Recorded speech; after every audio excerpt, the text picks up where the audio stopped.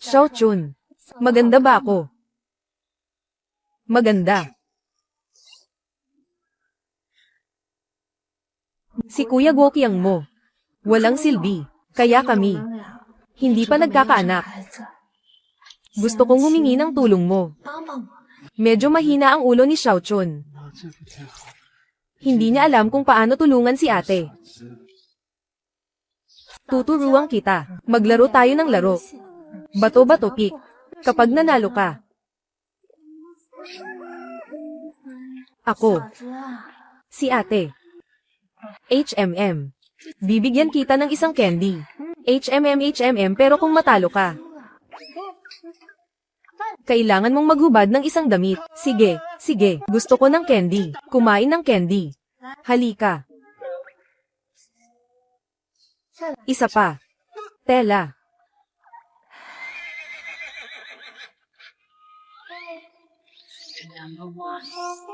Nahihiya si ate.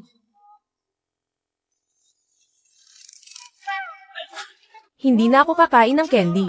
Uuwi na ako. Kung uuwi ako ng late, si Zoe ay papaloy na ko sa puwet. Bakit ka nagmamadali? Hindi pa ako nagsasawa sa paglalaro sa'yo. Gusto mo pa bang kumain ng candy?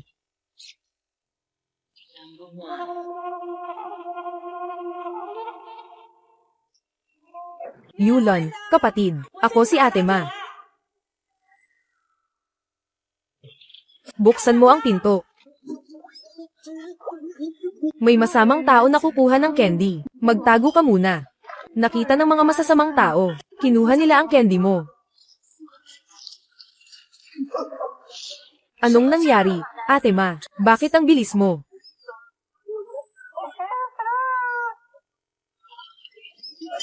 Buti na lang at matalino ako hinip. Kung nagising ako sa Dragon King Sutra 2 taon na ang nakalipas. Sa mga taon na ito, hindi ko sana naranasan ang maraming paghihirap. Mahusay na artilyero, Qin Xiaochun. Si Young Master Zhou ay isang anak mayaman. Hindi tulad mo na isang batang probinsyano. Hindi may kukumpara. Magising ka, laro lang ito para sa akin. Kayo, mga cute na bata, hindi ko kayo palalampasin.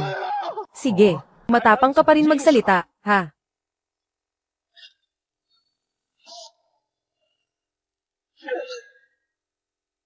Xiao Chun. Hindi ba nag-aaral ka na sa kolehiyo? Bakit naging ganito? Magandang asawa. Oo, nahanap na kita. Huwag kang matakot, Xiao Chun. Hindi ako aalis. Uwi tayo.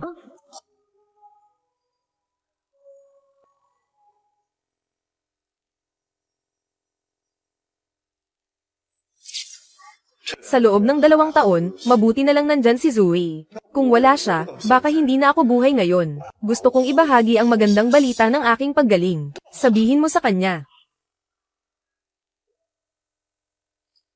Ikaw, tanga ka. Saan ka na naman nagpunta? Ngayon ka lang bumalik. Huwag kang magalit, Zoe. Alam kong mali ako. Nako, magagalit ka, magkakapimple ka. Ikaw talaga, ang galing mo sa kalokohan. Ang unang nagkamali. Ang pinakamahusay na taga-baril, sa loob ng pantalon mo. Bakit parang may nakaumbok? May tinatago ka ba? Ano na naman ang dinala mo? Wala akong tinatago. Patanjin nga. Ano ba ang tinatago mo? Patanjin nga. Zu, bata. Pumutok na ang panubigan ni Kuiji. Tulungan mo siya, bilis. Dazo, Tia Kyumei. Masyadong malaki ang bata. Hindi siya mailuwal. Tingnan mo ang sitwasyon na ito. Kailangan ng oprahan. Maghanda na ng sasakyan at dalhin sa lungsod. Sa ating baryo, tanging si Gokyang lang ang may sasakyan. Pero pumunta siya sa lungsod kaninang umaga. Zoe, nakikiusap ako sa'yo. Dito na lang sa ating klinika, tulungan mo si Kuiji. Hindi sa ayaw ko tumulong. Ang problema ay itong klinika, wala tayong kakayahan. Hindi ko na kaya. Masakit na. Kuiji, magpakatatag ka. Hindi pwede, huli na. Ngayon, iisa lang ang paraan. Tutulungan ko siya. Magpapaanak. Xiao Chun, huwag kang magulo. Ikaw na bata ka. Ano bang ginagawa mo? Hindi pwede. Talagang wala ng oras. Buhay ang nakataya. Pasensya na. Ay.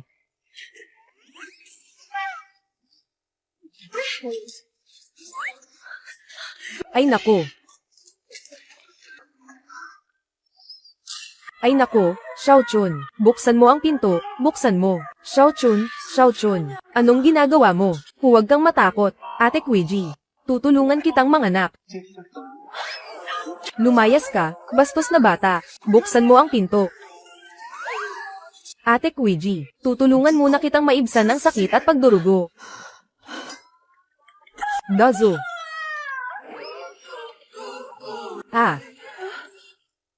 Parang hindi na masakit. Huwag kang mag-alala, Ate Kuiji. Nandito ako. Sisiguraduhin kong ligtas kayo ng anak mo. Qin Xiaochun ako.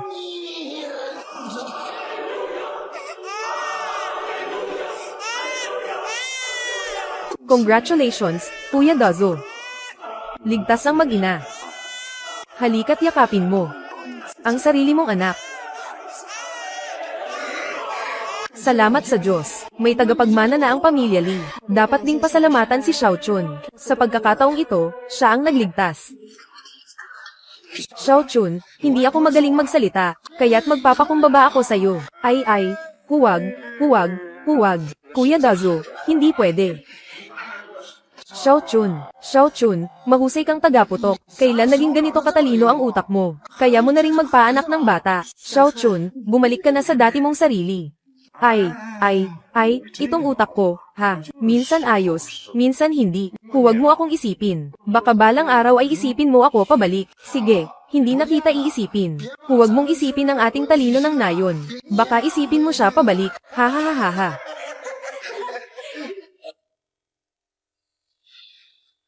Hindi man lang nagsabi na ayos na ang utak. Ay nako, hindi ko pa. Nasabi sa'yo, darating si Kuya Zu. Hahanapin kita ng kumot. Matutulog ka sa kabilang kwarto ngayong gabi. Ayoko. Baho mo, Xiaochun. Dati nakatira ako kasama ka, para mas madali kitang maalagan. Ngayon ayos ka na. Nasa isang kwarto pa rin tayo. Paano ako mag-aasawa sa hinaharap? Ano pang pag-aasawa? Pakakasalan mo na lang ako. Mabait ka. Ngayon ay isa ka ng adulto. Ayoko. Ikaw na marahas. Hintayin mong makapasok tayo. Bilang asawa, tiyak na parurusahan kita ng maayos.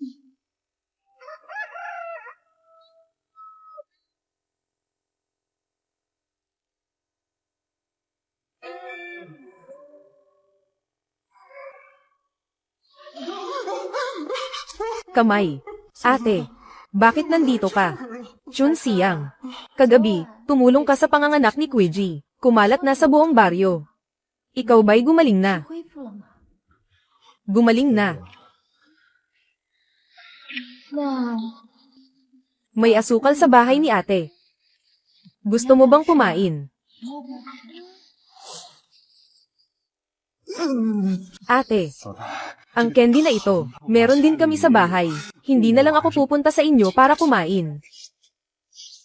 Ang pagkain ng candy, hindi naman mahalaga. Marami ka ng karanasan sa buhay. Si ate bumili ng ilang bagong damit. Gusto niyang malaman kung maganda ba. Si ate. Mukhang malamig ang panahon. Baka mas mabuti kung isuot mo na ang damit mo. Anong ginagawa niyo? Si Ate Yulan. Ang kalagayan mo, wala namang malubhang problema. Medyo mataas lang ang init ng katawan. Dr. Chin, ano ang gagawin ko sa init ng ulo ko? Ang init ng ulo ay hindi malalang sakit. Hindi mo kailangan si Xiaochun. Mamaya pupuntahan kita. Lumabas ka muna.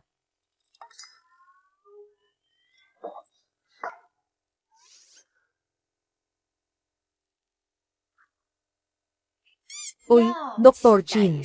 May pasyente na naghahanap sa'yo. Hinabol ka pa dito. Hindi ko rin alam. Paano siya nakapasok? Pagkagising ko, nandito na siya. At saka, halos matakot ako sa kanya. Hindi mo kailangang magpaliwanag sa akin. Wala akong pakialam. Wala akong pakialam sa kanya. Talagang wala akong kasalanan. Ay, Zoe, kung mayroon akong ginawang mali sa'yo, sana kidlatan ako. Kakagising ko lang, gusto ko ng kidlatan. Gusto mo pa ba akong alagaan? Juicy yang go. Mabuti naman. Kaya habang buhay, magiging maliit mong tagsibol. Hehe ay nako. Lumayo ka sa kanya. Tingnan mo ang mukha niyang masama. Siguradong walang magandang idudulot. Alam ko na. Accountant Joe, Ate Ma. Ano ang ibig sabihin nito? Ako nga ang dapat magtanong sa inyo. Magkasama kayong dalawa sa gabi, sa iisang kwarto, at nag-aakbayan pa. Huwag kang mag-imbento ng kwento. Hindi ba ako makabuo ng anak? Kaya pinatingin ko kay Xiao Chun. Tanga lang siya. Kung kaya niyang magpagaling, matagal na akong naging kapitan ng baryo. Sa tingin ko, itong si Chin na tanga. Kaya lang niyang pagalingin yung sakit mo. Makanlen, puro kalokohan sinasabi mo. Mag-ingat ka at baka punitin ko yung bibig mo. Nako, nahuli ka na sa akto. Matapang ka pa rin. Hintayin mo. Tatawagin ko na ang lahat para makita nila ang itsura mo. Kailangan ko bang patunayan na marunong akong magpagaling? Ibig sabihin ba nito, kami ay walang kasalanan? Kung kaya mong magpagaling, tatawagin kitang ninuno. Joe Accountant. Kamusta? Nararamdaman mo ba? Ang init sa katawan, mababang lagnat, paninikip ng dibdib, hinihingal, pagbaba ng timbang, pakiramdam na hindi maganda ang buong katawan. Umutot. Sampain mo ako. Sampain ka. Wala ka bang alam tungkol sa kalagayan ng katawan mo? Hintayin mo ang pulang linya sa tiyan mo. Kapag nakarating na ito, sa dibdib mo, maghanda ka ng mamatay. Pulang linya. Paano mo nalaman na may pulang linya sa tiyan ko? Ikaw, mahilig kang kumain, uminom, at magsugal.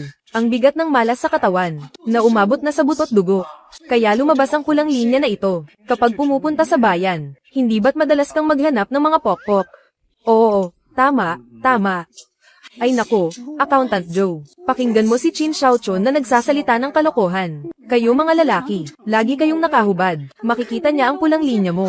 Normal lang yan. Madaji, kamakailan ba'y nakipagtalik ka? Kay Lawang. Walang hiya ka. Tanong mo ba talaga yan? Kamusta ka ba nitong mga nakaraang araw? May nararamdaman ka bang matinding pangangati? At parang may init sa katawan? Sa may puson mo ba? May mga pantal ka ba? Aba, congratulations, may sakit ka. Natulo. Kalokohan. Paano nangyari yan? Ganito ba talaga? Si Mang Juan, may ganitong sintomas din. Pag-isipan mo nga. Hindi ba't malinaw na? Chun kuya. Huwag mo nang alalahanin si Ate Ma. Tulungan mo akong gamutin ang sakit ko. Kaninang sinabi niya na ako'y isang tanga, na hindi kayang alagaan ang sarili. Kuya Chun, gamutin mo ang sakit ko.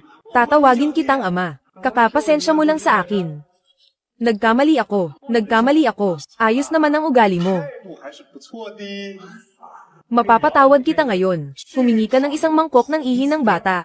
Inumin mo ito ng 9 na araw. Gamitin ang kanyang enerhiya. Pigilan ang masamang espiritu sa katawan mo. Gagaling ka agad. Salamat kuya. Salamat Dr. Chin. Uy Xiaochun.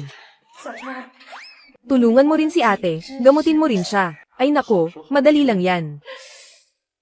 Pero tingnan mo si Accountant Joe. Ang ugali na ito. Hindi ka rin taos puso. Hindi ko na kailangan. Pupunta ako sa ospital para tingnan. TSK. Ang sakit na ito. Sa loob ng 3 araw, kakalat ito sa buong katawan. Sa oras na iyon, kahit ang mga Diyos ay hindi kami iligtas. Hindi ko alam kung sa loob ng 3 araw na ito, ay, makakahanap ka ba ng doktor para gamutin ang sakit mo? Kung magkakasakit ka ng malubha at mamatay. Sa loob ng baryo na ito, ang pangalan mo ay magiging tanyag. Ate Ma. Ikaw naman. Mahilig kang magchismis. Nagsasalita ka ng masama sa likod ng iba. Kapag wala na ang tao, nagbibigay ka pa sa ating baryo ng isang napakalaking chismis. Talagang walang katapusan yan. Ay nako, Xiaochun, Yulon. Huwag niyong pansinin ang mga walang kwenta. Tulungan mo ako.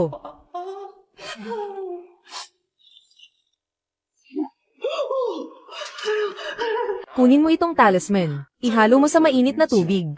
Inumin mo 3 beses sa isang araw. Gawin mo ito ng 3 araw. Ay nako. Salamat, Xiaochun. Salamat. Ay, ang galing. Salamat, kuya. Isasara ko na ang pinto. Magpatuloy kayo. Sige. Salamat kuya. Salamat kuya. Xiaochun, ang gwapo mo talaga. Si Accountant Joe. Lagi akong inaabala. At saka si Ate Ma. Laging nagkukwento sa likod ko. Ngayon nakaganti na ako. Ate. Ngayon. Hindi mo na kailangang mag-alala.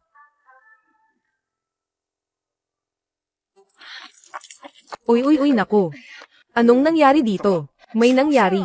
Narinig ko na nasunog ang bahay ni Aling Jiao. Punta tayo at tingnan natin. Oo, tara na. Tingnan natin. Kayo naman. Araw-araw kayong nagkakandara pa sa katawan ni Aling Pao at si Zoe. Ano ang gusto ninyong kainin? Kaya bumili na lang ako ng iba-iba. Talagang ikaw, Ate Meiji, ang pinakamaalalahanan. Akala ko tuloy Pasko na ngayon. Tawagin mo si Zoe. Sabay-sabay tayong kumain. Sige, oo.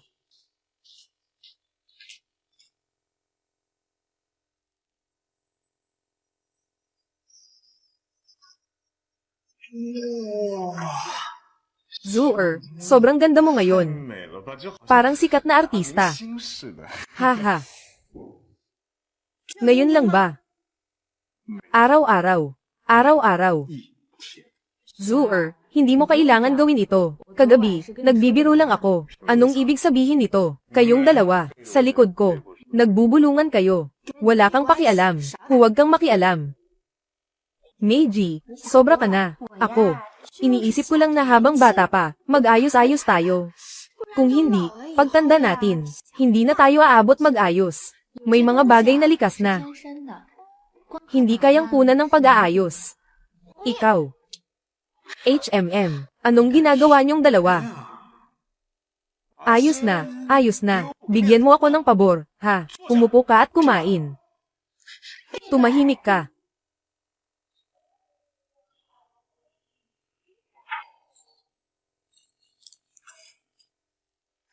Xiaochun, may oras ka mamaya. Samahan mo akong mag-ikot sa bayan. Gusto kong bumili ng ilang damit. Ha, tinawag ako ni Mang Man ngayon. Sa tabing ilog ng mga puno ng pitas. Walang problema, kapag may oras ka, pumunta tayo sa bayan. Pwede yan. Matagal na rin akong hindi nakakapunta sa bayan.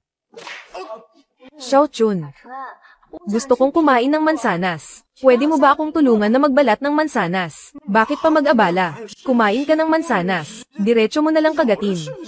Babalatan pa. Sige na, puntahan mo na.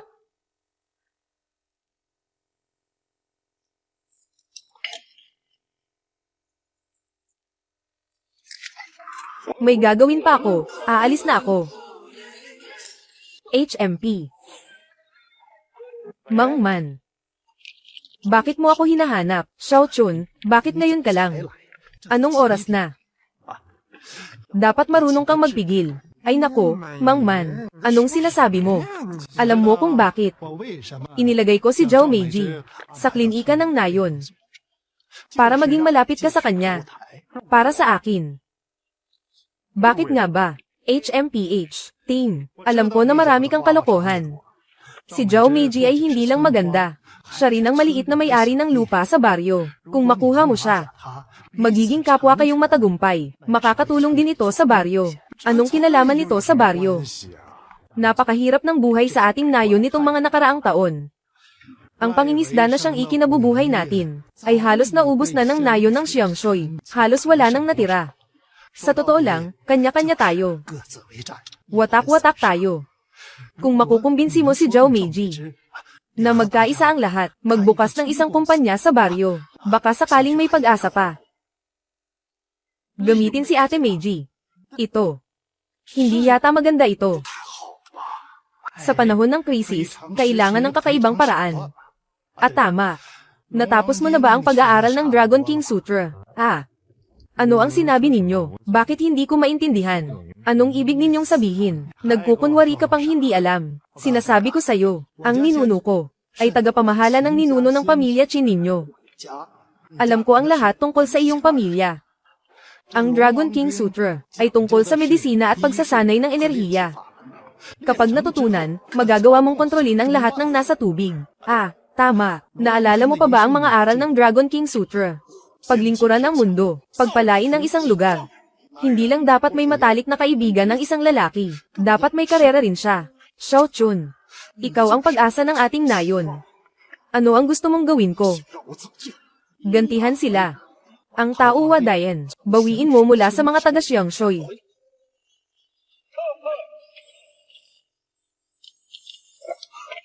Anong balak ni Manye?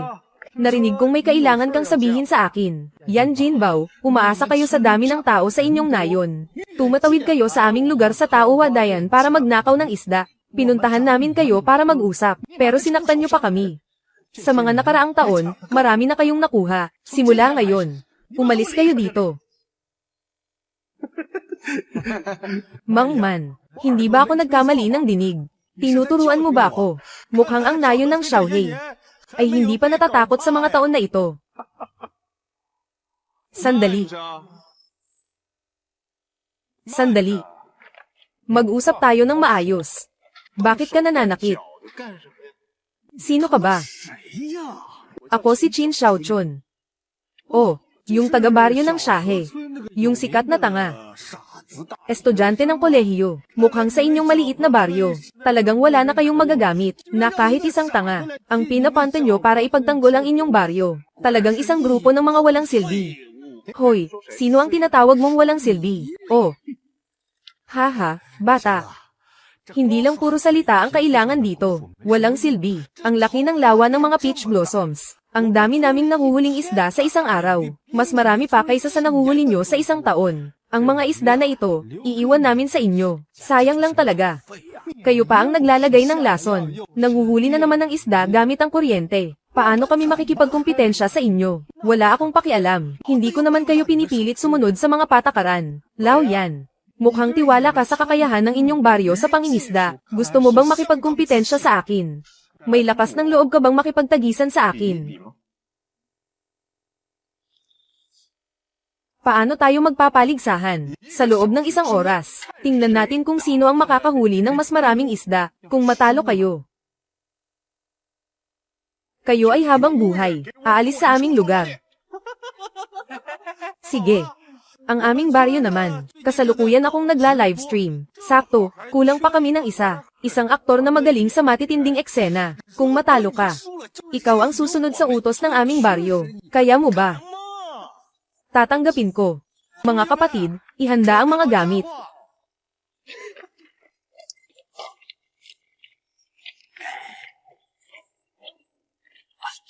Xiaochun, alam kong magaling ka. Pero sa Xiangshui Village, ang mga gago doon ay tuso. Mag-ingat ka. Huwag kang mag-alala, Mang Man. Hintayin mo ako sa Pampang. Papatalsikin ko sila sa Taohua dyan.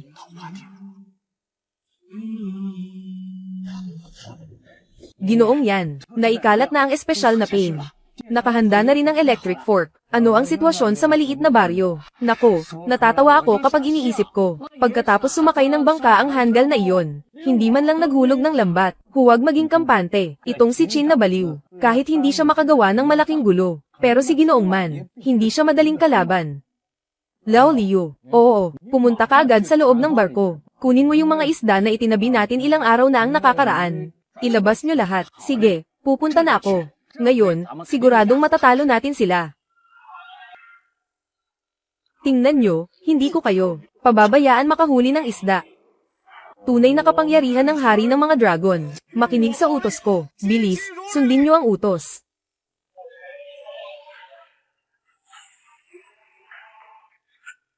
Boss yan. Hindi ko alam kung ano ang nangyari. Hindi kami makahuli ng isda ngayon. Huwag kang mag-alala. Kung hindi tayo makahuli ng isda, hindi rin sila makahuli. Bukod pa rito, may plano tayo. Sapat na para talunin sila. Si Little River Village at ang mag-ama nila. Sa tingin ko, tama na ang oras na ito. Terra, puntahan natin sila. Sige.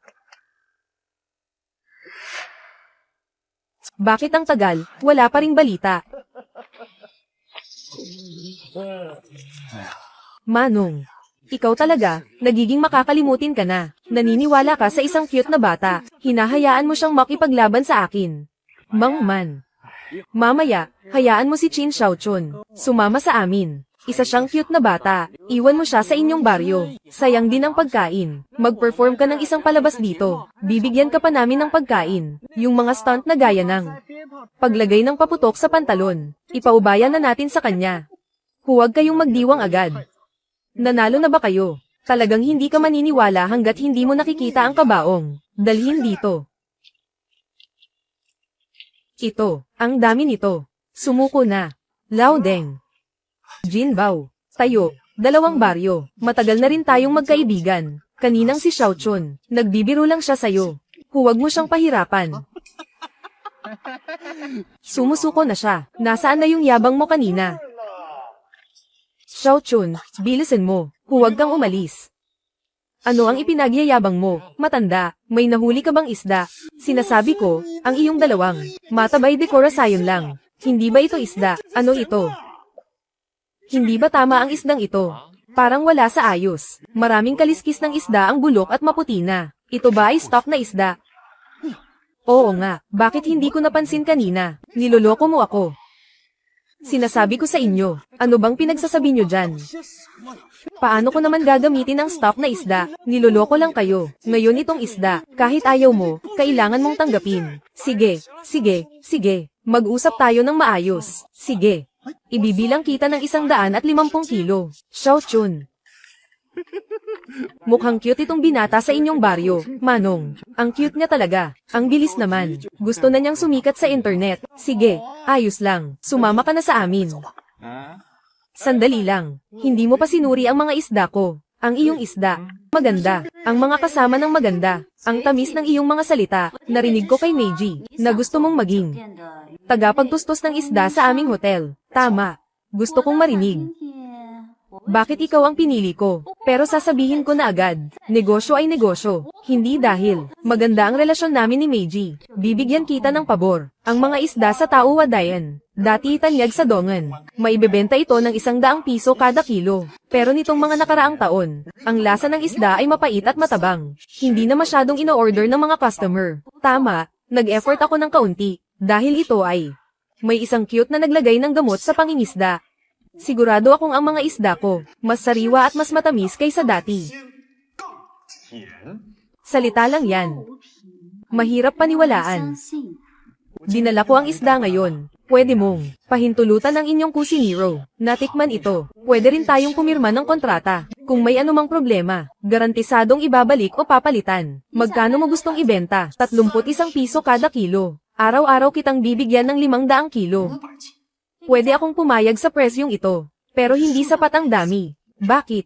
Ang pinakamalaking supplier namin ay si Jauma. Siya ang pinakamalaking siga dito sa Dongan. Pinipilit niya lahat ng mga negosyante sa Dongan na bumili ng isda niya. Araw-araw, kailangan mong magbigay sa akin ng 500 kilo. Dagdag pa ang kanyang mga produkto. Isang buwan na naipon. Hindi ko kayang pasanin. May ganito palang sitwasyon. Ano ang gagawin? Ang pinakamagandang solusyon ngayon ay ang mga restaurant sa lungsod. Paghiwalayin ang supply sa mga kainan. Hindi pwede. Kahit hindi siya. Gusto ba niya ang isda natin? Ang bayad sa transportasyon. Sapat na para magdusa tayo. Nasaan si Zhao Mazi? Hahanapin ko siya para makipag-usap. Xiao Chun, nasisiraan ka ba ng bait? Ang taong ito ay isang malaking siga. Napakadelikado makipag-usap sa kanya. Tama. Si Zhao Mazi ay mapang-api. Walang pakundangan. Pupunta ka doon na parang tupa sa lungga ng mga lobo. Ang bagay na ito ay tungkol sa kinabukasan ng ating baryo. Kahit pa umulan ng kutsilyo, kailangan ko pa rin pumunta. Sasama ako sa'yo. Hindi pwede. Kapag sumama ka, kailangan pa kitang alagaan. Huwag kang mag-alala. Nakalimutan mo na ba? Paano kita iniligtas? Mag-ingat ka.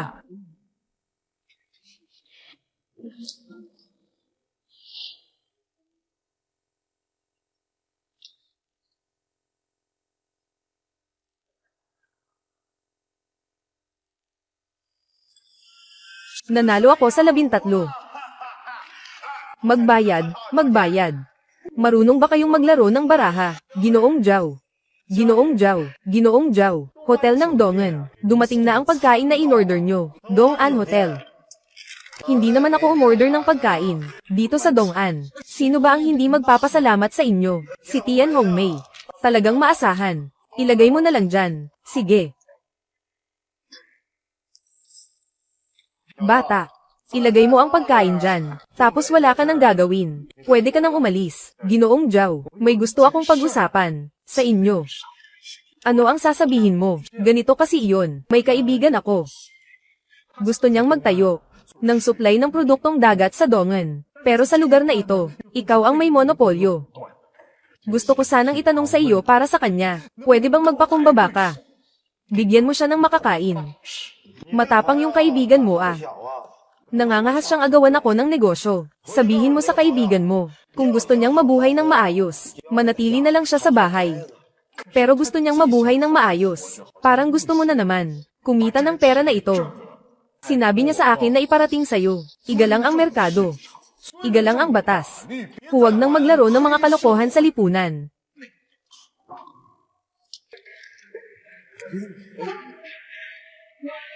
Kapatid, ang kaibigan mo.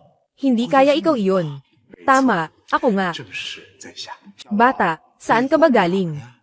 Ang lakas ng loob mong sermonan ako. Ako si Qin Xiaochun. Isa lang akong karaniwang tao na naniniwala sa katarungan. Katarungan. Sino ba ang hindi nakakaalam dito? Dito sa Dongan. Ako ang batas. Ginoong Zhao, pinapayuhan kita. Maghinay-hinay ka sa pagsasalita. Huwag mong gawing sobrang puno, at huwag mong gawing masyadong masama ang mga bagay-bagay, para hindi masira ang kalangitan. At masira ang iyong kalusugan. Nangangahas ka bang sampain ako? Hindi naman talaga sumpa. Nararamdaman mo ba paminsan-minsan, na may sakit ng ulo?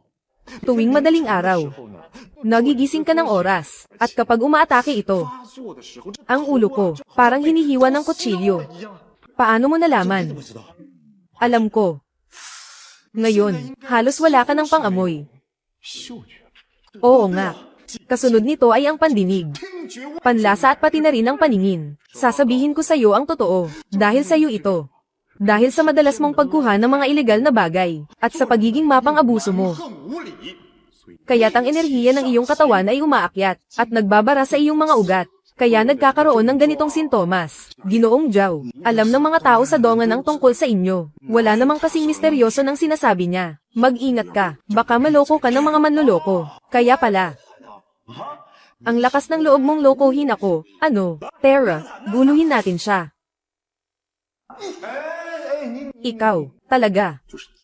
Anong ginagawa mo? Nararamdaman mo ba minsan na nanghihina ang iyong likod at tuhod kapag natutulog?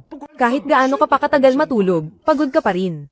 Sa aspeto ng sexual, hindi ko na magawa ng maayos. Kahit na uminom ako ng asul na tableta, wala pa ring epekto.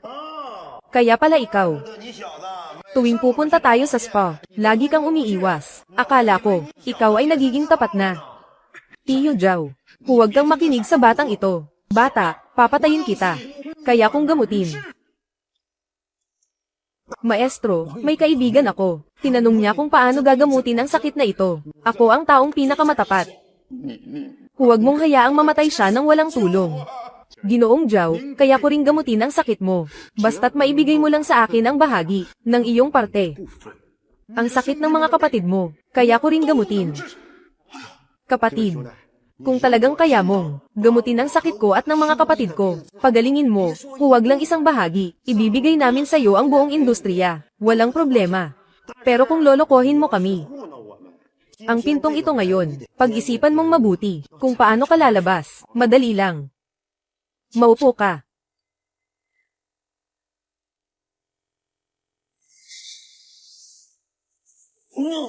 Ginoong Zhao, pinagtaksilan mo si Ginoong Zhao. Papatayin kita. Ang sarap. Siyempre naman. Barado ang mga ugat mo sa loob ng maraming taon. Tinulungan kitang buksan ang mga ito. Siyempre, komportable.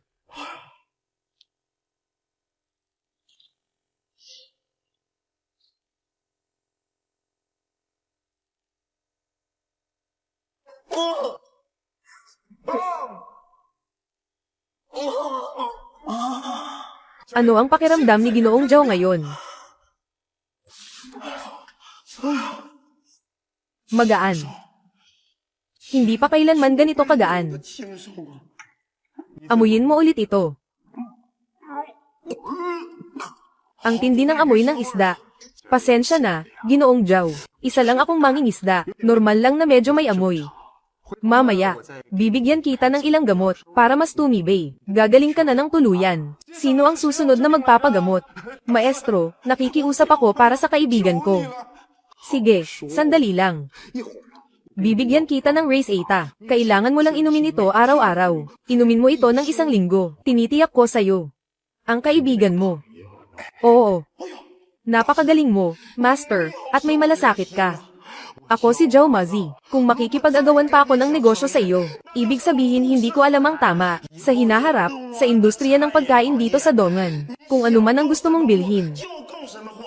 Hindi ako makikialam. Maraming salamat, Ginoong Zhao. Master Qin, maraming salamat sa iyo. Halika, halika, halika, Maestro Qin.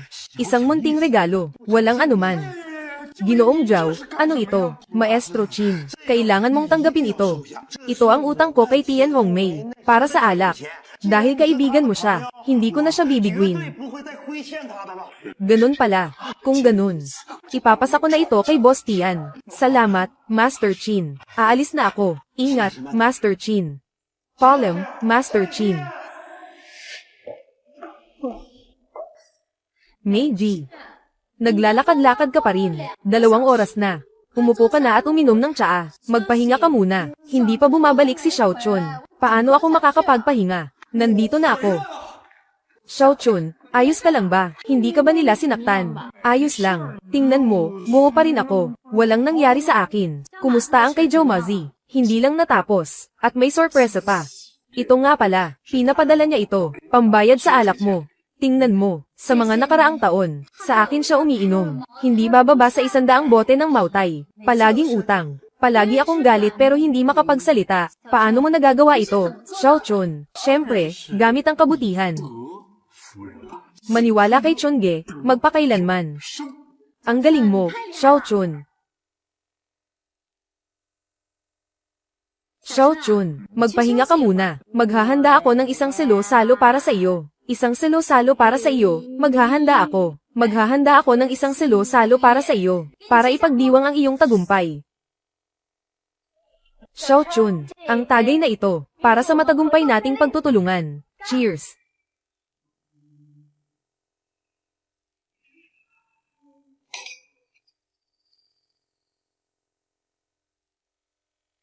Ang tagay na ito ay bilang pasasalamat, sa pagkuha mo ng natitirang utang para sa akin. Tagay. Hindi pa kompleto ang mga putahe.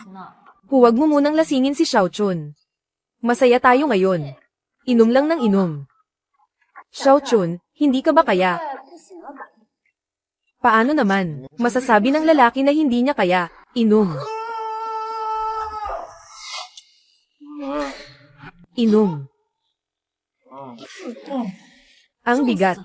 Hongmei, nasaan ang kwarto ko? Anong kwarto mo? Dito ka matutulog ngayong gabi. Dito matulog. Ha? Hindi yata maganda. Matagal na tayong magkaibigan. Akala mo hindi ko alam. May gusto ka sa kanya. Ano bang sinasabi mo? Nagkukunwari ka pa. Ganyan mo siya pinapahalagahan. Isa kang tanga. Kitang-kita na gusto mo siya. Meiji. Matagal ka ng byuda. Nagawa mo na ang tama kay Yang Wen. Sa mga nakaraang taon. Ayaw mo ng lalaki, pero hindi ko dapat samantalahin ang sitwasyon. Sige, ayaw mo. Ako, gusto kong kumain ng karne. Ikaw, malandi, anong gagawin mo? Matagal na kayong hiwalay ng bayaw mo. Namimiss mo ang mga lalaki. At saka, ang galing ng lalaking ito. Bihira makakita ng ganito. Kung hindi mo siya kukunin, ako na ang bahala. Umalis ka na, umuwi ka na at matulog.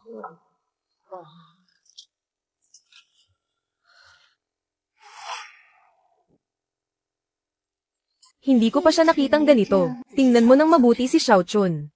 Maganda pala ang katawan niya.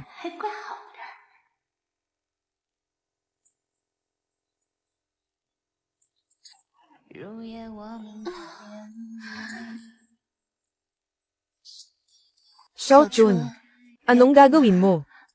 Namumula ang mukha ng pasyente. At kumikislap ang mga mata. Ang mga sintomas na ito, medyo kakaiba. Paano natin gagamutin ito? Madali lang. Ito ay dahil sa matagal na kawalan ng balanse ng yin at yang. Dahil sa sobrang init ng yin. Ako ang bahala sa'yo. Xiao Chun.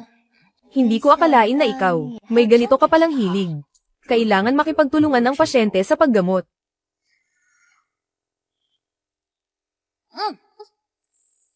Paa. Ito ang lugar kung saan nagtatagpo ang daan-daang ugat.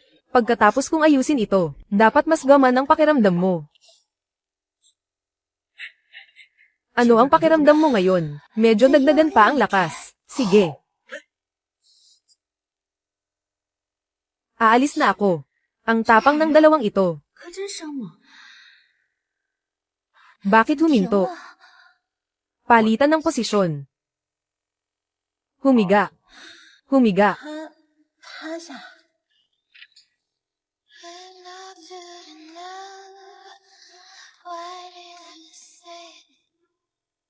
Medyo dahan-dahan lang. Medyo hindi ko na kaya. Ang sarap ng kinakain ni Meiji. Hindi pwede, hindi na dapat makinig. Kapag nakinig pa, hindi na makakatulog mamaya.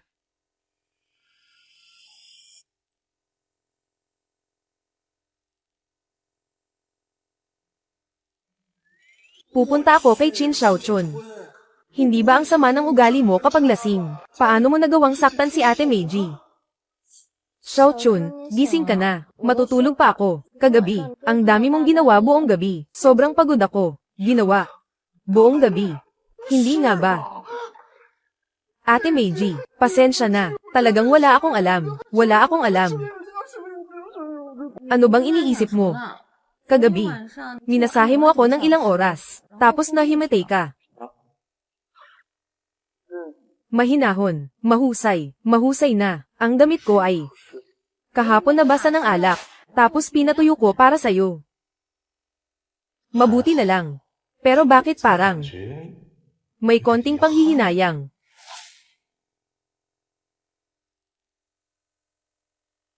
Kagabi, medyo wild ah. Ate Hongmei, hindi katulad ng iniisip mo. Huwag nang magpaliwanag. Mga adulto na tayo. Alam na natin yan. Ito ang pera mo. Hindi tama ang timbang nito. Tinulungan mo akong makuha lahat ng utang, batas ng kalye. Ito ang komisyon mo. Ito. Tatanggapin ko na ito. Huwag nang magpakitang tao. Sige, huwag nang magpakitang tao. Tandaan, dapat palaging maayos at nasa oras ang supply. Uuwi na ako. Tayo na rin, balik na tayo sa baryo. Huwag muna. Kumita na tayo ng pera. Siyempre, kailangan nating gumastos ng kaunti. Tamang-tama, hindi ba, Zoe? Gusto kong bumili ng bagong cellphone. Hindi ba gusto mo ring bumili ng bagong damit? Kaya lahat ng gastos ngayong araw. Ako ang sisigot. Sige. Zoe, huwag kang magalit. Malay mo, baka may naantala lang sila. Dapat kahapon ka pa nakabalik. Ngayon ay 3:00 na ng hapon. Naglalaro pa rin siya sa labas. Chin Xiaochun. Zoe. Nandito na ako. Ikaw talagang batang ito. Saan ka nagpunta at nagpagala-gala? Zoe, wala akong pinuntahan. Zoe, pakawalan mo muna. Mas mahalaga ang mga gawain. Zoe, nagkamali ka ng akala kay Xiaochun. May nangyari kaya naantala kami. Xiaochun, pakinggan mo ang sinasabi ni Meiji. Hindi natapos ang mga gawain. Paano hindi ito magagawa? Ito ay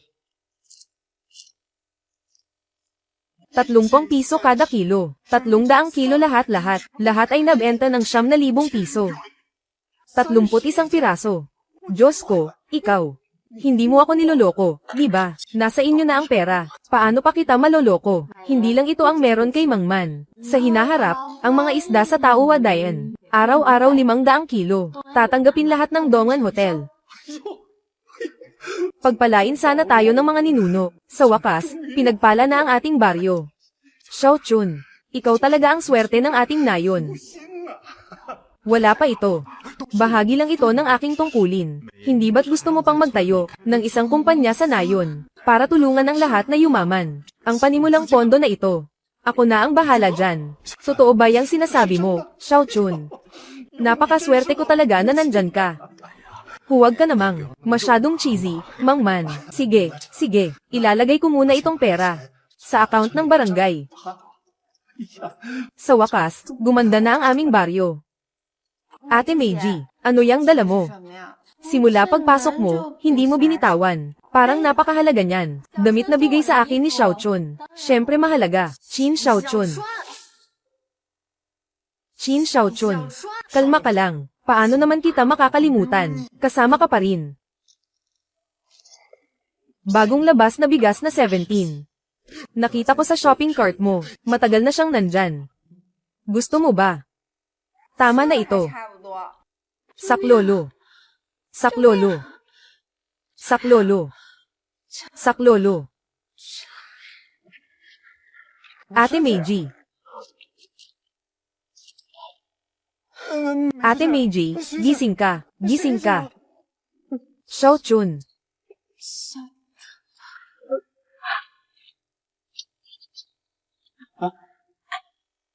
Isa na namang 5 hakbang na ahas. Ikaw na bahala, Xiao Chun.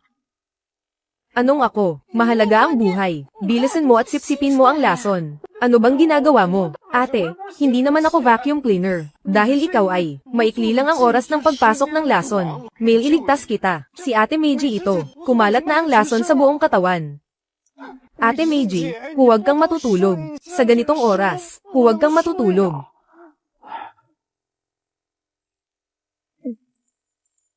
Tapos na, umabot na sa utak ang lason. Sa bundok na ito, bakit biglang ang daming 5 hakbang na ahas? 5 hakbang na ahas. Alam ko na kung paano siya ililigtas. Paano ililigtas? Kapag may kakaibang kayamanan, may kakaibang hayop na susunod. Dito maaaring lumitaw ang ganito karami. Ahas na 5 hakbang. Ibig sabihin may ginseng. Malapit dito. Nandito rin ang lunas. Sa loob ng 3 hakbang may lunas.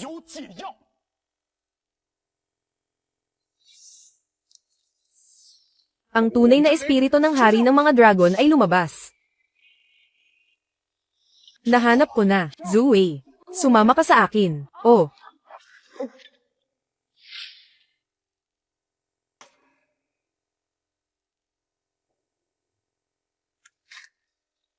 Hindi tama ang bilang na ito.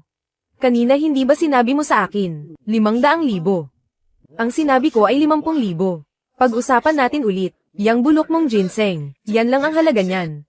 Niloloko mo ba ako? Sige. Ibalik mo ang ginseng sa akin. Hindi ko na ito ibebenta. Hindi ibebenta. Umalis ka. Huwag mo akong guluhin sa negosyo ko.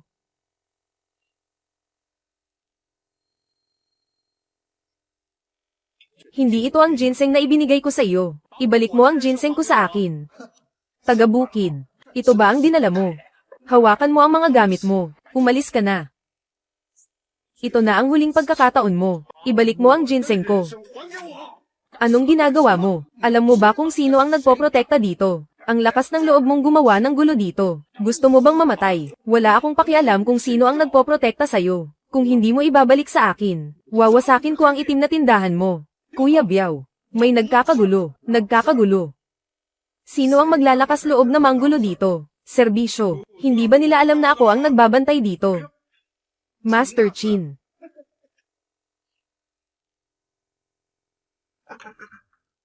Kuya Biao, ano ang tawag mo sa kanya? Master Chin. Ano ang tawag ko sa kanya? Wala kang pakialam. Master Chin, hindi niyo na po ako natatandaan. Ako po yung tauhan ni Ginoong Zhao, si Wang Biao, kaibigan ko. Nagpagamot pa nga po sa inyo. Oh, naalala ko na. Yung kaibigan mo dati, hindi ba siya makagalaw? Kamusta na ang paggaling niya? Ang galing ng paggaling niya. Yung asawa ko. Mali. Asawa ng kaibigan ko. Ang mag-asawa araw-araw na lang ganyan. Halos hindi ko na kaya. Kung ganun nga. Ano ang dahilan mo sa pagpunta sa Batika? Huwag mo nang itanong. Handa na ba ang gamot ko? Handa na. Oo. Sabi mo kanina, sino ang nagkagulo? Ang galing ng manager nyo ah. Kinupit ang ginseng ko. Tapos gusto pa akong ipahamak. Boss. Hindi. Master Chin. Hindi ko alam na kilala mo si Biao. Bulag ka ba? Kahit gamit ni Master Chin, nagawa mong lokohin. Oo, bilisan mo. Ibalik mo ang gamit ni Master Chin. Kung hindi, gagawin ko sa'yo. Sige. Bilisan mo. Sige na. Ayos na. Tatanungin lang kita, yung ginseng ko, tatanggapin mo ba o hindi? Tatanggapin. Kukunin ko na ang pera para sa iyo.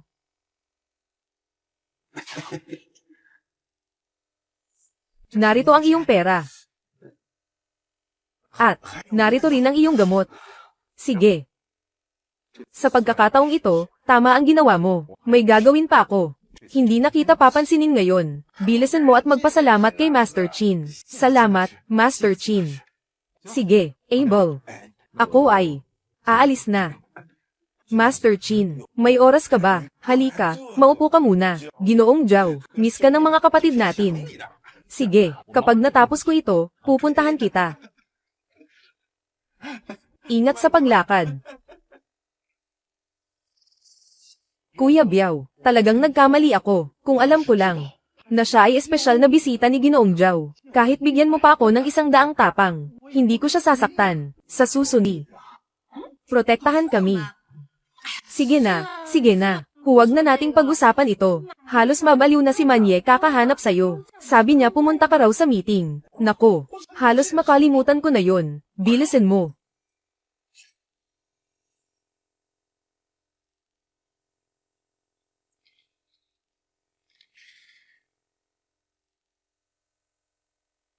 Manye. Ang aga-aga naman. Tawagin niyo ang lahat. Anong nangyari? Mga kababayan. Sa mga nakaraang taon, ang ating baryo ay naging mahirap at mahina. Ngunit, ang ating buhay ay hindi na pwedeng magpatuloy ng ganito. Ang tanging paksa natin ngayon ay ang pag-ahon sa kahirapan ng lahat.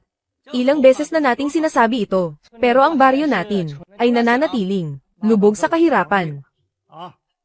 Ano ang plano at paano ito isasagawa? Iyan ay sa pamamagitan ng si Chunlei ang magpapaliwanag sa lahat. Mga kasama. Tulad ng kasabihan, ang isang bakod ay may 3 poste. Ang isang magiting na tao ay may 3 kasama. Ang pangunahing dahilan ng kahirapan sa ating baryo ay dahil hindi nagkakaisa ang mga tao, walang sigla. Kaya naman, ang aking mungkahi ay magtatag ng isang kumpanya sa baryo. Lahat ay mag-aambag ng lakas. Mag-aambag ng lupa. Sama-sama. Uunlad. Napakabait mo. Tinulungan mo kaming lahat na umasenso. At tinulungan mo kaming magtayo ng kumpanya. Hindi mo na inisip ang sarili mo. Huwag kang magbiro. Mabuti na si Xiao Chun ngayon. Tinulungan pa niya si Kuya Dazo sa panganganak. Sinagip niya pa si Ate Meiji sa sunog. Kitang-kita naman ang lahat ito. Hindi lang iyon. Pinalayas pa niya si Yan Jinbao. Mula sa Taohuajan. Pinalayas niya. Mang Man, huwag mo akong lokohin. Sino ba si Yan Jinbao? Qin Xiao Chun. Kaya kung harapin ito, ang sinasabi ko ay puro katotohanan. Kung hindi, hindi magtatagumpay ang kumpanyang ito. Si Xiao Chun naman, ikaw na ang magpatuloy sa pagsasalita sa lahat. Sige, itutuloy ko na. Pag-usapan natin ang Peach Blossom Lake. Naniniwala akong lahat kayo ay sa kani-kanilang mga tubig, naglagay ng mga bakod. Ito ang naging sanhi na ang mga lambat ay naputol-putol. Kaya hindi tumaas ang produksyon ng isda. Dagdag pa rito, lahat ay nagbebenta ng isda. Kaya hindi tumataas ang presyo. Ito ang nagbibigay ng pagkakataon kay Yan Jinbao. Kaya naman, ang aking mungkahi ay ibigay ng lahat ang kani-kanilang tubig sa kumpanya ng ating nayon, isang pamamahala.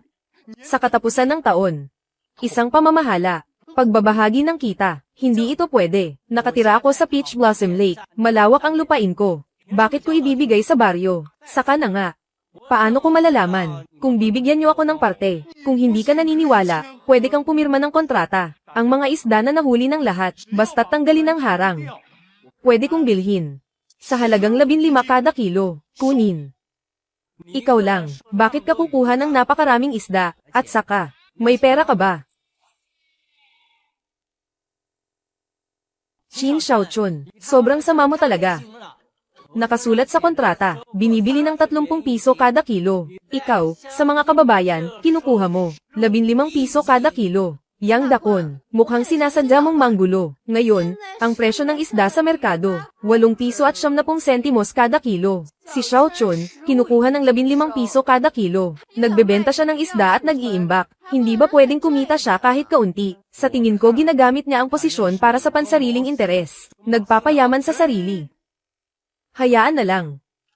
Ang pilit na kalabasa ay hindi matamis. Ang bagay na ito, ay dapat nakusang loob na lang. Xiao Chun, hindi mo na kailangang magsalita. Sandali lang. Babalik na ako. Tatanggalin ko lahat ng harang sa tindahan. Xiao Chun, may tiwala ako sa'yo. Handa akong sumali sa kumpanya ng baryo. Si Zhao Meiji at Su Yulon ay mga mayayaman sa baryo. Gusto nilang sumama kay Qin Xiao Chun. Dapat tama ito. Oo nga. Medyo may kakayahan na ngayon si Xiao Chun. May pera pa siya. Sumama sa kanya, siguradong tama. Kahit papaano, ganito na ang buhay. Sige. Dahil lahat kayo ay masigasig. Kayong lahat ay mga angel investors ko na. Itong isda, ako mismo ang magbebenta nito ngayon. At pagkatapos ang pera, ay dadalhin ko sa bawat isa. Sa inyong mga kamay.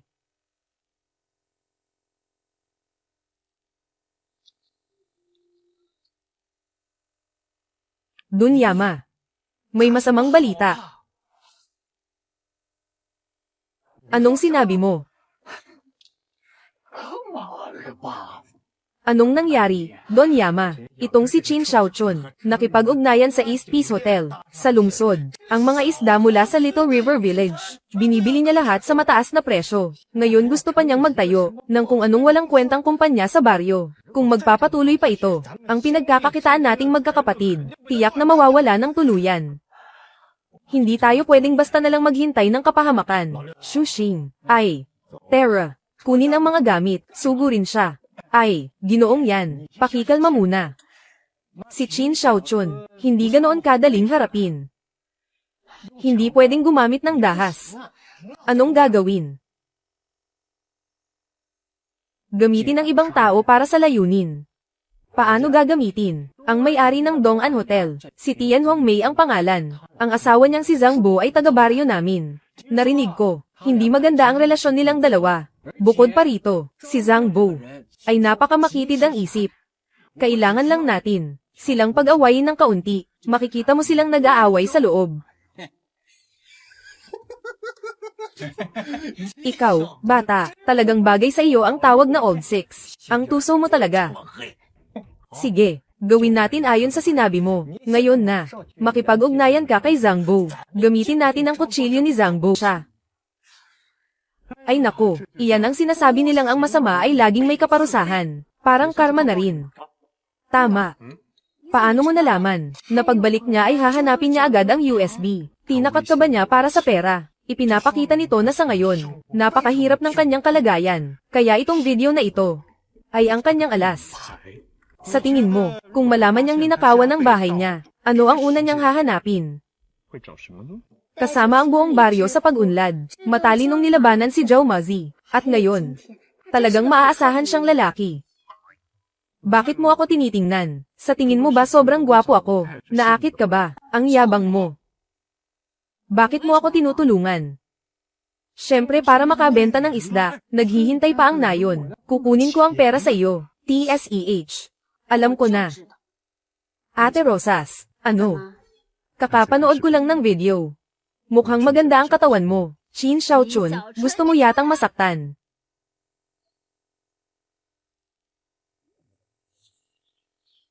Bakit hindi pa bumabalik si Xiaochun? Kailangan pa bang itanong yan? Ibinigay ng lahat sa kanya ang mga isda, hindi niya may benta. Wala siyang mukhang may haharap. Tumigil ka sa kasasabi ng kalokohan. Kami at ang Dong'an Hotel ay may pinirmahang kontrata na. Bakit hindi mabenta? Sabi ko nga, hindi talaga mabenta. Paano mo alam? Ang tiwala mo, ako. Hula ko lang. Tingnan mo itong bata, hindi masyadong maaasahan. Ay, bumalik na si Xiaochun.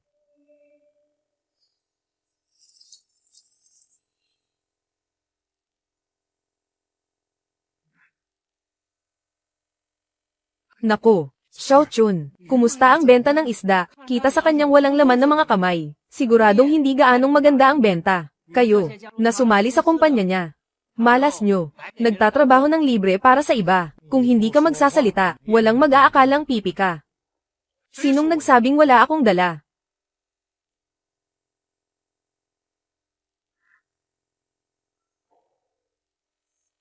Huwag kang tumunganga, Manye. Magbigay ka na ng pera sa lahat. Paano mangyayari yan? Bibigyan ko kayo ng pera. Paano naman mangyayari yun? Ngayon. Ang perang ito, ibabalik ko sa inyo. Maniwala kayo sa akin. Hindi ko kayo bibigwin. Talagang hindi kami nagkamali sa pagtitiwala kay Xiaochun. Ang ating baryo ngayon, ay may tunay na pag-asa na. Xiaochun, ngayon ako ang may pagkukulang. Gusto ko ring sumali sa kumpanya. May pagkakataon si Xiaochun na yumaman. Isama mo ako, pwede ba? Isama mo ako, isama mo ako. Gusto ko rin mag-invest. Huwag kayong magmadali. Ang daan ay dapat tahakin ng dahan-dahan. Ang pagkain ay dapat kainin ng paisa-isa. Sa ngayon, ang pinakamahalaga ay samantalahin ang pagkakataon sa harap natin. Tapat na pamamahala. Oh, tama. Huwag kalimutan na huwag magkamali sa isda. Kung mayroon akong ibang paraan para kumita, tiyak na, iisipin ko kayo. Sige.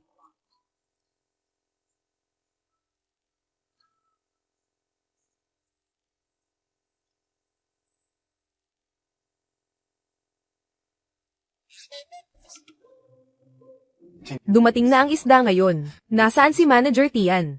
Nasa opisina si Manager Tian. Pero pinapayuhan kita. Mas mabuti pang huwag mo siyang hanapin ngayon. Bakit naman? May traidor sa kumpanya. Ang mga baniling gulay ay hindi lang mahal, kundi marami rin ang bulok. May ilang mga customer na nagreklamo. Galit na si Mr. Tian. May ganito palang nangyayari. Ikaw na traidor na cute.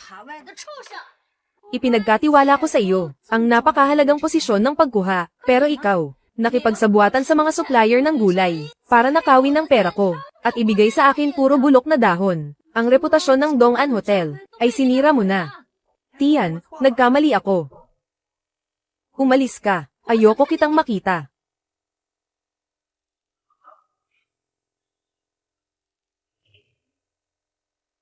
Tian. Sabi ko umalis ka. Hindi mo ba naiintindihan? Xiao Chun. Tian.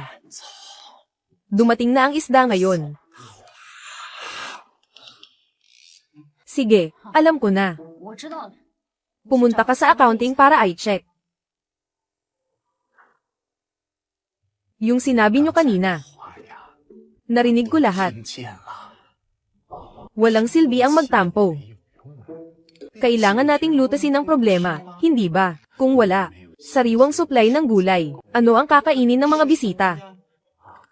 Ang pangalan ng tindahan, talagang masisira na. Ang dali sabihin, sa loob ng ilang araw lang, saan ako hahanap ng tamang supplier? Hindi ba ito? Mayroon bang handa na? Handa na. Oo. Ibig mong sabihin, ikaw, ay. Huwag kang magbiro. Yung mga lupa sa barangay Little River, mababa ang ani ng mga pananim. Hindi masarap ang lasa. Pangkonsumo lang ng pamilya. Kung maayos ko, ang dalawang problemang ito, pwede na bang bilhin ni Mr. Tian ang mga gulay natin, ang mga agronomista, hindi malutas na problema, may paraan ka. Hindi ako naniniwala, subukan natin. Kung magagawa ko, tatanggapin mo ang aming mga gulay. Kung ang ani ng gulay, ang lasa, lahat ay tugma, pwede ko itong tanggapin. Pero hindi pa rin ako naniniwala. Anong ginagawa mo? Kailangan ko talagang patunayan sa'yo. Patunayan ito. Tara, sumama ka sa akin pabalik sa baryo.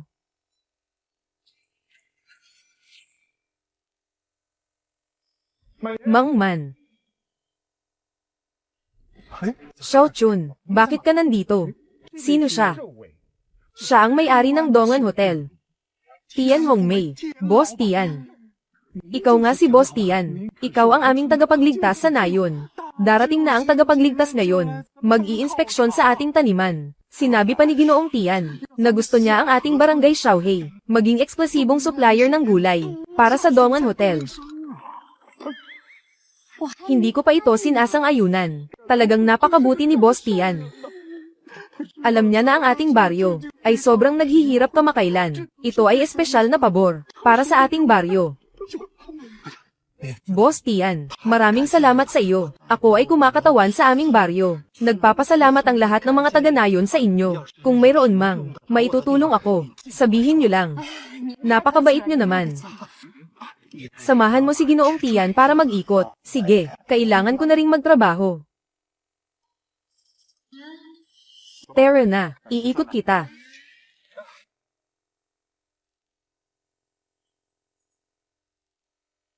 Ikaw talaga, binobola mo ako. Pinapalaki mo ulo ko. Ano? Array. Ikaw pa rin talaga. Maganda. Mabait.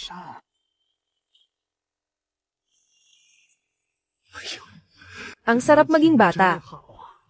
Mas gusto ng mga babae si Xiao Chun kaysa noong kabataan ko.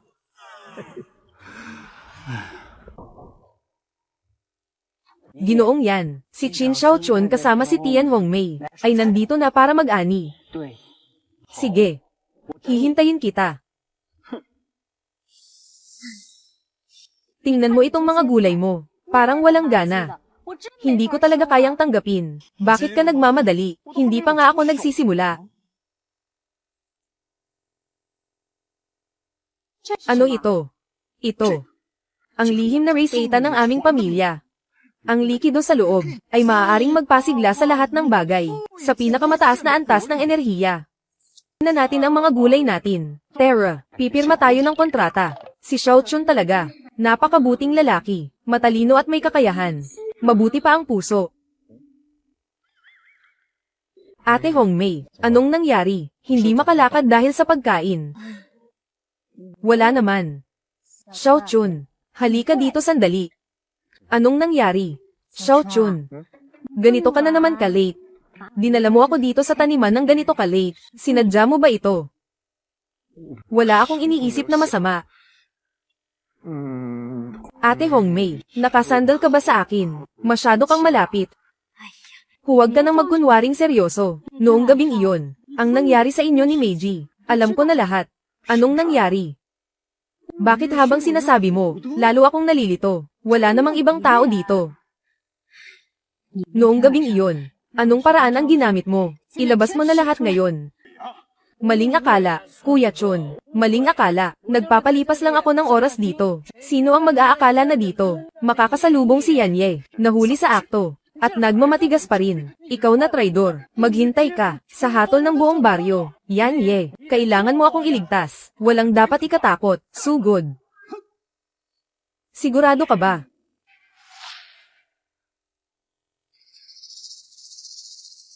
Xiao Chun, ano ba talaga ang nangyayari? Sabihin mo. Sabi ni Yan Jinbao, hindi pwedeng. Lahat ng benepisyo ay mapunta sa aming barangay Little River. Hayaan mo akong dalhin siya sa taniman para manggulo. Anong sinabi mo? Ano pa?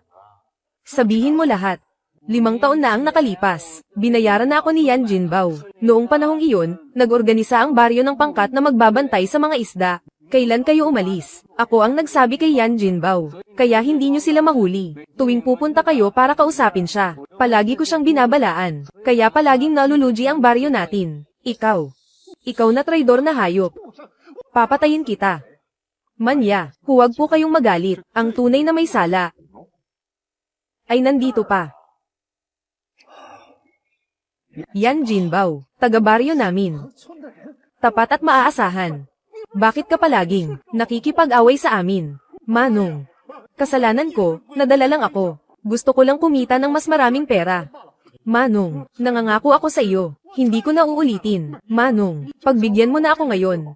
Manong, sinabihan ko na ang enforcement team. Hindi. Manong, pakinggan mo naman ako. Manong, hindi ko na uulitin. Manong, patawarin mo na ako ngayon. Hindi ko na uulitin. Tumahimik ka. Matapang gumawa pero duwag umamin. Manong. Xiao Chun, pupunta ako para tingnan. Ikaw na ang bahala kay Boss Tian. Sige. Pasensya na at napatawa ka ni Boss Tian. Hindi naman. Sa tingin ko nga. Lalo kang nagiging misteryoso. Salamat sa iyong papuri. Mukhang gabi na rin. Nakita na rin natin ang taniman. Hatid na kita pa uwi. Hindi. Masyado ng gabi. Hindi rin ligtas magmaneho. Paano kaya? Mamaya ng gabi, sa bahay mo ako titira. Nandyan din naman si Meiji sa inyo. Sakto, makakapagkumustahan kami. Sa bahay ko titira. Hindi yata maganda. Wala ka talagang pakiramdam. Ako ang kliyente mo, di ba?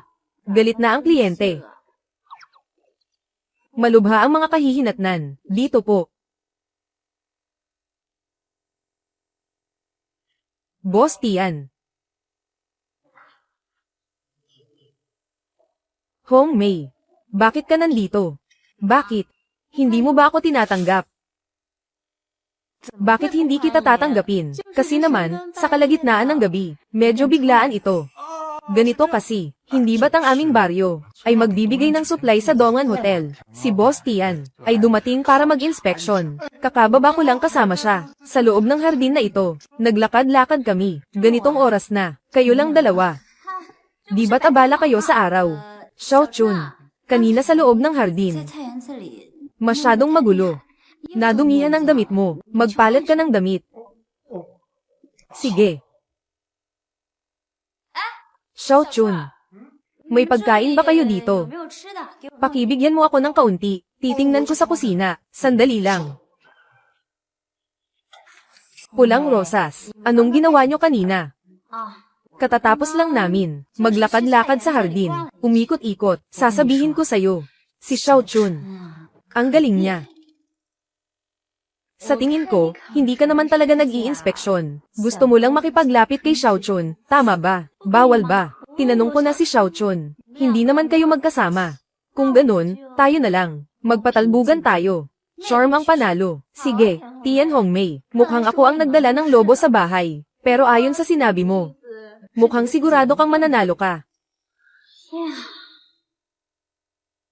Ano sa tingin mo? Sige. Ikaw ang nagtulak sa akin. Zhuwei, may bisita tayo. Zhuwei, ito si Mr. Tian, ng Dongan Hotel, kaibigan ni Xiao Chun, kaibigan na babae, Hong Mei, ito si Zhuwei, si Xiao Chun. Kababatang kaibigan, matalik na kaibigan. Kababatang kaibigan. Boss Tian, handa na ang pagkain. Na.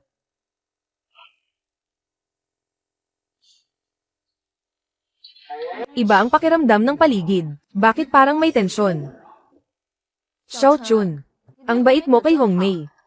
Hindi ko pa natitikman ang luto mong pagkain. Hindi ako ang nagluto nito. Lahat ito ay pinainit ko lang. Sige, maupo kayo. Kain tayo. Boss Tian, bakit parang ikaw ang may bahay namin? Pasensya na. Sa opisina kasi. Sanay na maging boss. Sher, Meiji. Huwag kayong mag-alala.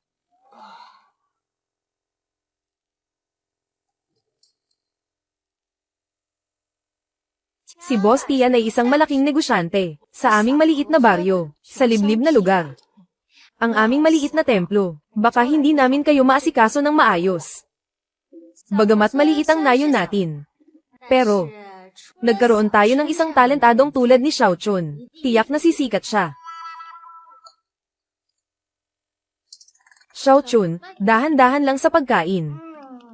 Ate Meiji, kaya ko na ito. Xiao Chun, ang isdang ito ay talagang masarap.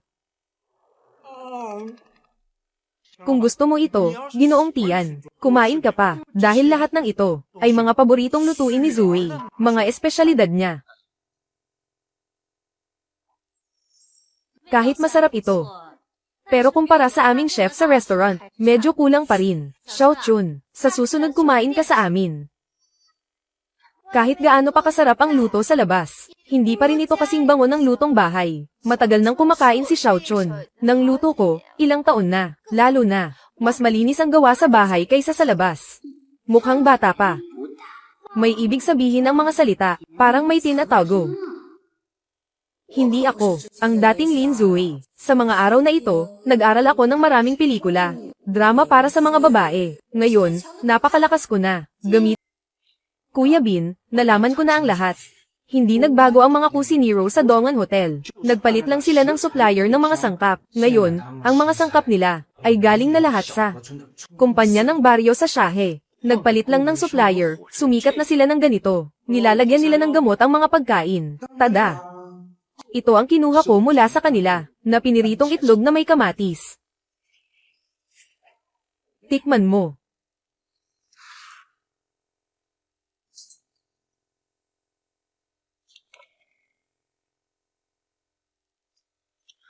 Agad mo akong kontaken. Ang manager ng kumpanyang ito sa baryo. Kailangan natin siyang kunin.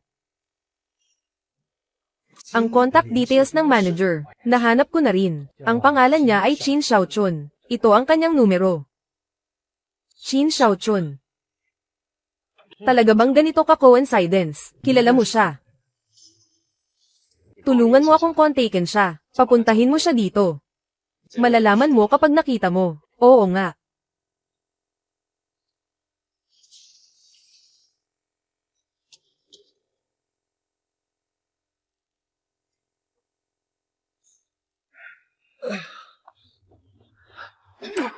Ikaw na taga-bukid, probinsyano. Inagaw ko ang girlfriend mo. Ano ngayon ang gagawin mo? Ang lakas ng loob mong manggulo sa akin.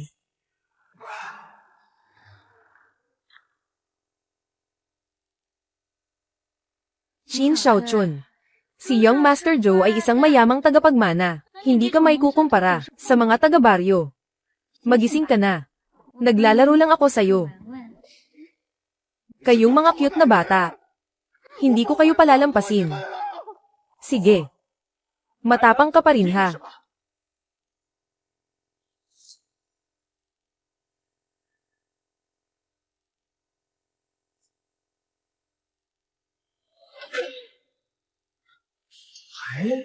Shin Xiaochun. Hindi ko akalain na ikaw nga. Boss Chin. Hindi ko rin akalain. Ikaw pala itong cute na ito. Shin Xiaochun, mag-ingat ka sa mga sinasabi mo. Nakaraan na iyon. Huwag na nating pag-usapan pa. Maging lalaki ka naman. Maging maayos ka. Bakit mo ako pinapunta rito ngayon? Kung may sasabihin ka, sabihin mo na. Ako. Alam ko na nandyan ka. Supplier ng Dongan Hotel. Gusto kitang kunin. Para maging eksklusibo sa aming tindahan. Tungkol sa presyo ng pagbili. Bibigyan kita ng doble.